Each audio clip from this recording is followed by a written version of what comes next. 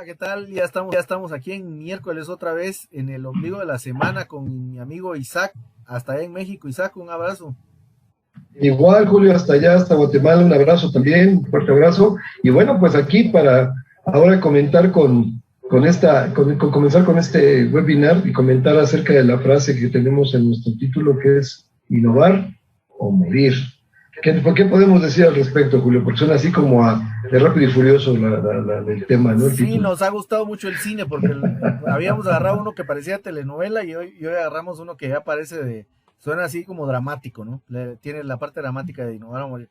Pero decíamos un poquito que no está tan alejado de la realidad, porque al final, una de las cosas de las que nos hemos dado cuenta, especialmente en años ahora que después de la pandemia, después de esto que nos ha estado tocando vivir, es que realmente si no tenemos esa dosis de innovación, eh, pues los negocios van pasando un poco o una de dos, o a convertirse en commodities, con lo cual ya les va a tocar empezar a competir por precio, o pues a desaparecer, que es la segunda frase ¿No? con la que nosotros arrancamos, o morir.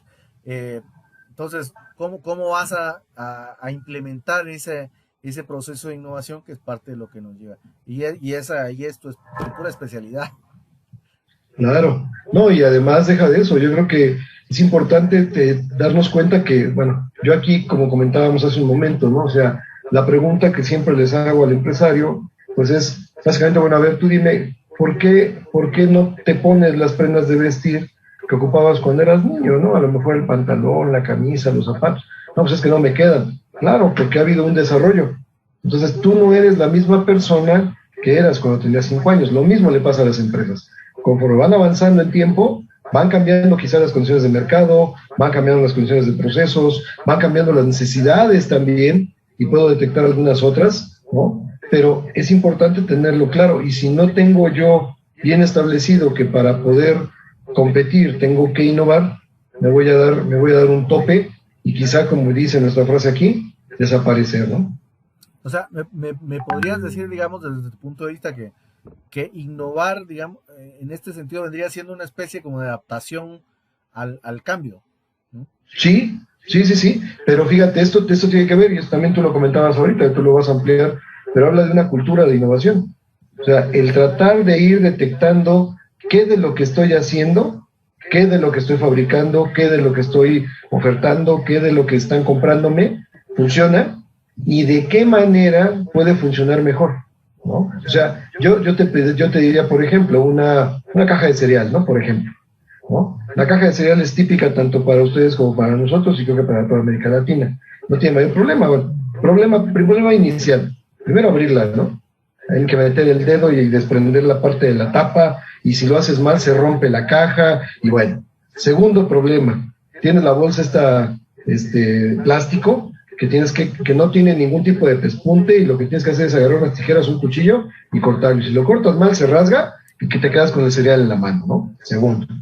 Y de repente, a lo mejor hay una empresa en cierto lugar que se da cuenta de ese tipo de cosas y le ofrece a su comprador un dispenser que parece una oreja en un lateral. Jalas y te queda como si fuera un dosificador, que te permite servirlo de manera fácil. Es el mismo cereal, es la misma caja, pero le pusieron algo que permitió de alguna manera que la persona pudiera tener otro tipo de experiencia. Ahí ya hay un proceso de innovación.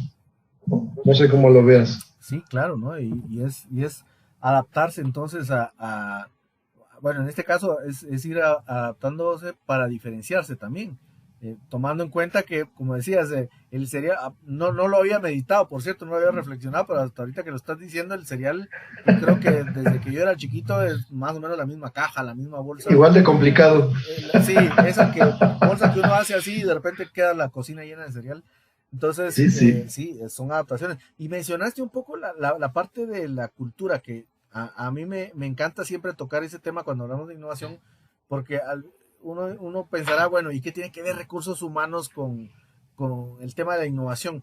Pero decíamos hace un momento, ¿qué es lo que pasa cuando te vas a recibir tu seminario de innovación o vas a certificarte de Design Thinking y de repente estás regresando ya a la oficina y la primera idea, porque uno viene así con el chip de la innovación, así fresquito y motivado a innovar, y de pronto la primera idea que te empieza a salir y hay alguien que te dice, no, eso no va a funcionar, o eso no se ha hecho así, eso nadie lo ha hecho, toda la vida lo hemos hecho de otra forma, eso no le va a gustar al cliente. Entonces, cuando tenemos ese tipo de respuestas así tan rápidas, nos vamos a dar cuenta que realmente innovar, yo siempre he pensado que 75% del esfuerzo de innovar es vencer la resistencia precisamente a la innovación. Y tenemos una resistencia a la innovación porque al final nuestro cerebro pues está diseñado para eso. Si no hay problema, si no está roto, ¿para qué lo arreglas? Claro. La premisa con la que funcionamos, y en nuestras organizaciones muchas veces va a pasar eso. Las ideas nuevas, llegamos con una idea nueva y decir, bueno, pero si no hay problema, ¿para qué traemos ideas nuevas? Entonces, claro. El vencer esa resistencia es buena parte del problema, y eso lleva a una formación de una cultura empresarial orientada hacia la innovación, una cultura en donde soy capaz de escuchar a alguien más con una idea y vamos a saber cómo procesar esa idea. Porque cuántas veces hemos llegado a un lugar en donde hay un buzón donde se meten las notitas de sugerencias y uno se preguntará, ¿será que hay alguien que realmente lo destapa, saca los papelitos, los lee y dirá, que es cierto esto que me está diciendo aquí, sería bueno implementar como una mejora? Por lo menos a mí me entra un poco la duda. Me imagino que habrá quienes sí lo procesan y habrán quienes pues lo leen un poco como como quien lee una novela de detectives y poco más, y no pasará mucho. Entonces esa cultura es realmente la que te va a servir para catalizar esas ideas que luego se van a transformar en esa caja de cereal novedosa que ya se sale del espectro de lo que todo el mundo hace. Claro, ¿no? Además, en este caso, pensando a nivel empresarial, pues tendría yo que pensar en algunos beneficios, ¿no? Por ejemplo, en el caso de una empresa, bueno, se adelantase una posible interrupción. Si las condiciones cambian, por ejemplo, también el producto puede dejarse de consumir. Digo, piénsate, por ejemplo, ahí en el caso de los, no sé, de nosotros que venimos y somos old fashion, de los acetatos, ¿no? De los discos de acetato en la música. Y de repente, bueno, cuando llegó el cassette era para nosotros maravilloso, guardabas muchas canciones en un cassette, pero cuando llega el CD, te quedas todavía más impactado. Y lo peor, después del CD, cuando llegan todo el almacenamiento electrónico, ¿no? Donde traes en una USB, o donde traes en no sé qué, o en la nube, tienes almacenada tu música. Entonces, imagínate esas compañías que a lo mejor se dedicaban a producir tocadiscos o grabadoras, ¿no? Cómo cambió el mercado y el contexto. En este momento hay un mercado por ahí de culto y de recuerdo, de memories, ¿no? Y los productos son carísimos, ya no son productos de consumo alto. Pero el punto es que nos agarraron no preparados para hacer ese cambio. Entonces te diste cuenta, surgieron nuevas marcas, surgieron otras personas, y ahí es donde tienes un problema, ¿no? Entonces, principal situación es adelantar. Segundo, tener mayor eficiencia. O sea, en este caso, el que yo haga alguna innovación, quizá me permite ser más eficiente, y a lo mejor en términos de costos, de flujos, de tiempos, no lo sé. Eso va a ser interesante verlo, ¿no? Entonces, a lo mejor, como ahí siempre me da risa, pero hago el proceso de la hamburguesa, ¿no? ¿Qué tengo que poner primero? La carne. ¿Y de la carne qué sigue? El pan. ¿Y luego qué sigue? La mayonesa. ¿Y luego qué sigue? O sea, y no puede ir al revés.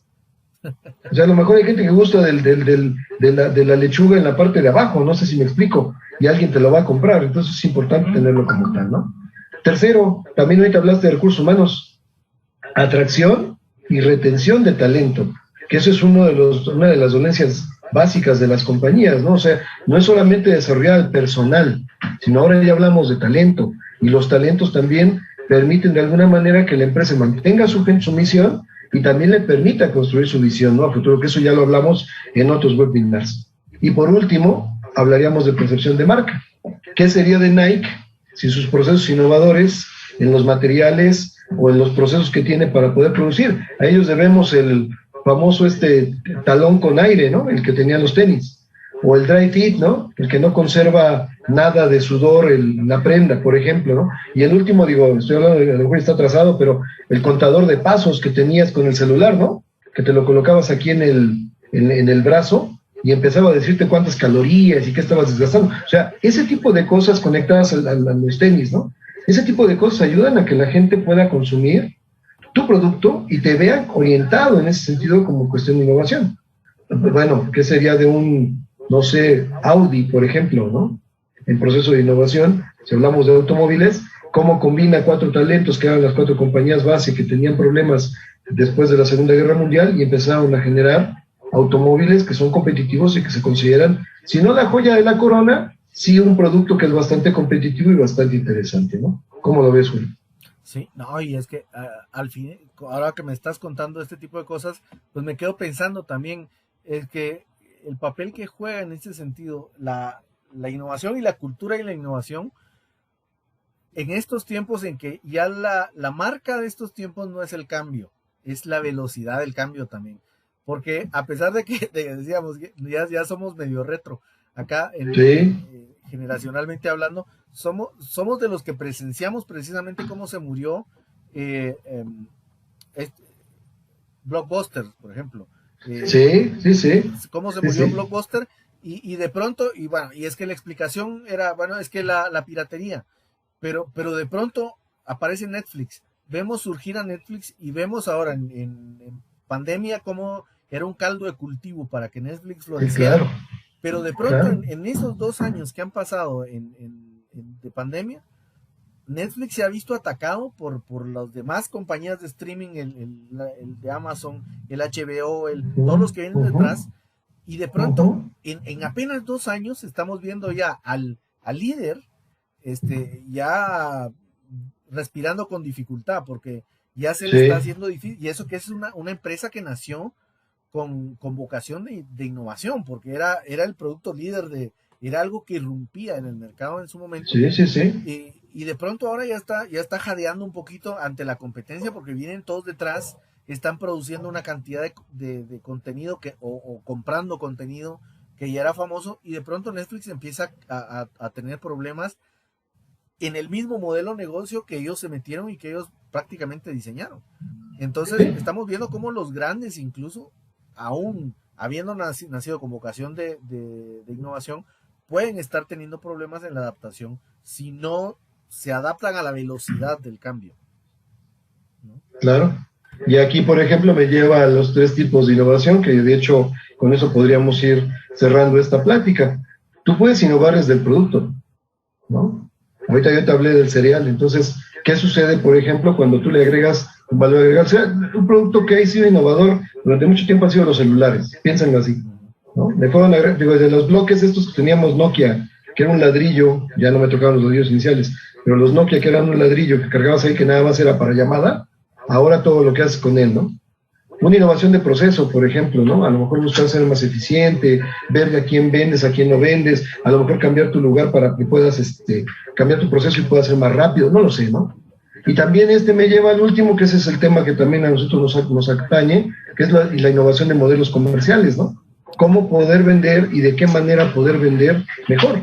Ahora yo te puedo vender un automóvil que te mando directamente a tu casa.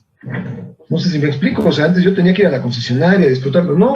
Ahora con Kavak, si la marca llega por allá a Guatemala, Kavak tú lo pides por internet, lo revisas, está todo completo, te llega aquí casi en una cajota, te lo bajan aquí y lo estás ya recibiendo a la puerta de tu casa.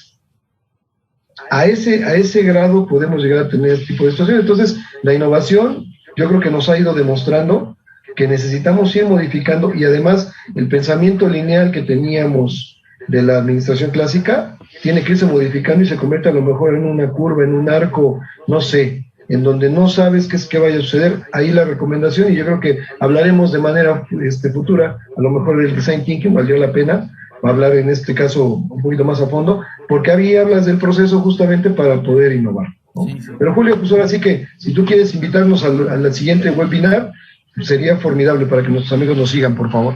Sí, en el siguiente parte lo que queremos hablar es un poco de la derivación de este tema del que estamos hablando, de la innovación, porque esa innovación al final se tiene que convertir en esa propuesta de valor que es lo que le va a llamar la atención a nuestros consumidores, a nuestros clientes, ¿no? Así que, pues por favor, ahí pedirles que se inscriban a nuestros canales, que nos dejen ahí sus sugerencias, sus opiniones, qué cosas les gustan, qué cosas no les gustan, que estén atentos y que la siguiente semana entonces vamos a estar hablando, profundizando sobre la propuesta de valor y cómo hacer algo que precisamente enamore a tu cliente.